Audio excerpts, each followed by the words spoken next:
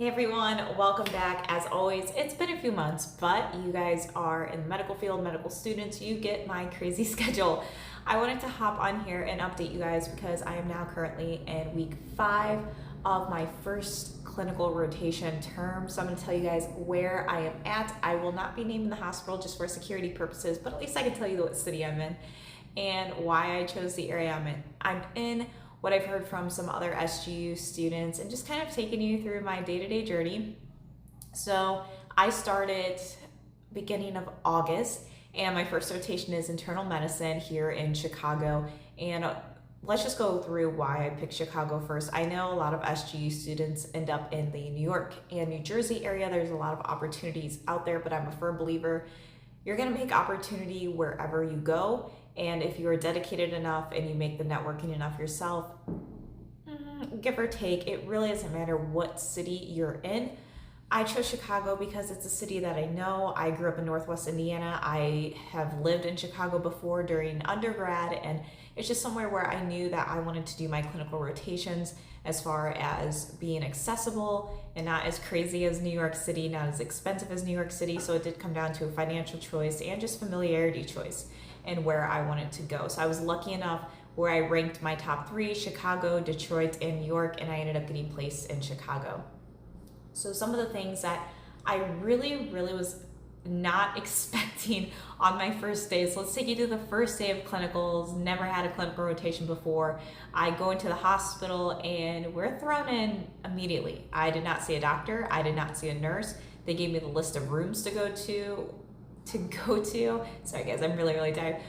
And we just kind of hopped in. We did all of, our physicals and reviewing the patient charts, and we were basically expected to act like a resident that day. And that was very shocking for me. And I know a lot of the hospitals and things I've been hearing from other SGU students rotating in New York, that was not their experience whatsoever, that they were never really hands-on, they never really got to put in orders or kind of walk themselves through that own experience. Okay, here's my patient, here's their presenting and chief complaints, what do I need to do for that person? And what I really love, and I didn't know that I would actually like about internal medicine, and maybe it's just this hospital specific, is how involved they are. I really thought that I would have to be in the emergency department to be able to see some of the stuff that we're seeing at this particular hospital, but I realized that I might actually have a love for internal medicine. It's just something that I am looking at everything. I am looking at the complete person. I'm not just solely focused in on cardiology or nephro.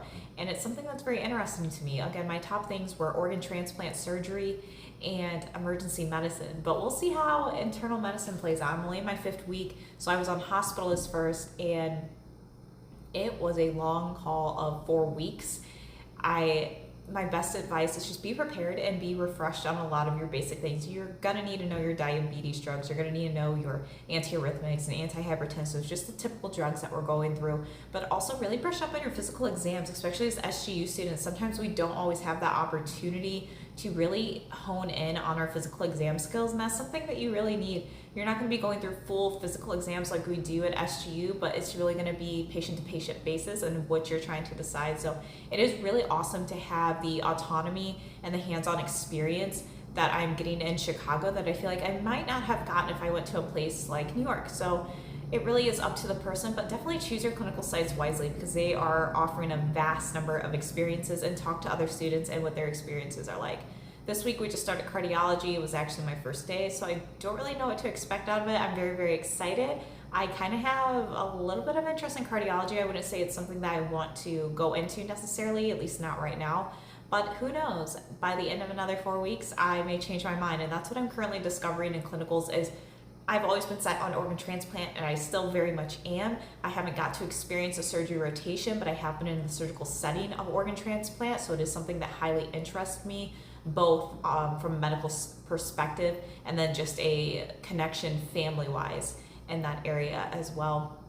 So we'll kind of see. I think the most exciting thing and advice that I can offer, at least being this early on and new to clinicals, is keep yourself open, because you're never going to know what intrigues you and what just kind of fuels your fire when you're working in the hospital. But I have just come into contact with so many great patients and so many great experiences that I've truly learned from just outside of sitting down with my books and studying that have actually helped me on questions. So I'll be going through my UWorld and I'll remember something that I did for a patient, and lo and behold, it's the correct answer. So I'm just really excited to see where it goes and continue to update you guys. It's an incredible experience to finally be out of the book work and practicing. So if this video is anything, it's to give you that encouragement for those who are in your first 2 years or even starting your journey, that it is well worth it when you are standing in a patient's room and you're actually applying the knowledge that you've learned and have been studying graciously for 2 years. And it's even better when the doctor agrees with your plans and everything that you've written out. And they're like, yep, I think you got everything right here. And it's just that moment of, yeah, I am making it. It is actually happening. You're well on your way towards becoming a doctor. And I just wanted to drop a little bit of experience because I'm excited to share that. I'm excited to be in the position I am. And it's a long haul and it's a journey. I know the internal medicine shelf it's going to get me. But you just have to be prepared for everything. So for those of you who have passed step 1 and are moving into clinicals, my best advice is to just brush up on a lot of the things that you may have forgotten about. Your common drugs, your physical exams, and how to treat certain EKGs, ECGs. You're going to see them every single day. That's something that I am currently still brushing up on. That's another thing that I would tell you, really go in and review those. The books and resources that I'm currently using for internal medicine, I'm not going too heavy. There's already enough to learn. So I actually find myself referring back to first aid a lot. I use the Step Up to Medicine and White Coat Companion, but honestly, I've used first aid much more than I've used White Coat and Step Up to Medicine. I do keep my pocket medicine book on me, as well as UWorld. Things to invest in: get a stethoscope, get a good stethoscope going into clinicals. I know some schools may provide great ones. Our school did not, so I went and invested in a Littman stethoscope. The Classic 3, I believe I got, works well for me for clinicals. I didn't need the cardiology one yet. I didn't find a need to purchase that right now.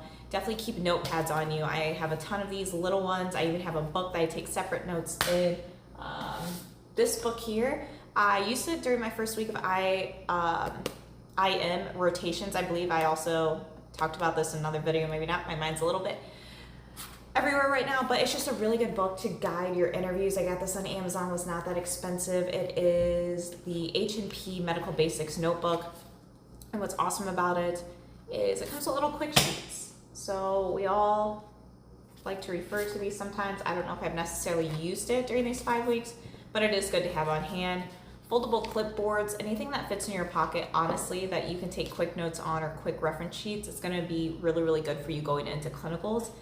And the best thing I can say is go in with a good attitude. I have lucked out to get 5 amazing group mates in my group and core rotation to rotate around with. We all get along, we all have really good personalities, and we work well together. That may not be the case for you. So please, please, please just keep the best attitude you can. Everyone is watching you at all times, whether it's your peers, your preceptors, nurses, staff. Everyone is going to be watching you at all times, and you may have a residency opportunity at the hospital where you're currently doing your clinical rotations on. So just always be willing to learn, always be respectful. Know that you're not above anyone, you're pretty much below everyone. But at the same time, I've always just grown up treating everyone equal. So I'm not afraid to ask the CNA a question. I'm not afraid to ask a nurse a question. I'm not afraid to ask another medical student or resident a question. You're there to learn, and you're there to make mistakes too, and you're gonna learn from those mistakes. So just keep your head held high, go in with a good attitude, study as best as you can. I will definitely try to update you once I pass my shelf. We're gonna say it and put that out into the universe. But once I pass my IM shelf, and kind of tell you the tips and tricks that I did. As always, if you have any questions, drop them in the comments below. Any good words or advice for me, for those who may have already taken them shelves and have watched the videos or taken the IM shelf, please let me know. I am open to any advice that you may have. But as always, see you guys later. Hopefully I will be a little bit more consistent with the updates now that I'm in clinicals, and it's every couple weeks. So best of luck to all my new SGU incoming students, those who are in term 5, getting ready to take their step 1, and those getting ready to start clinicals, guys. I'll catch you later.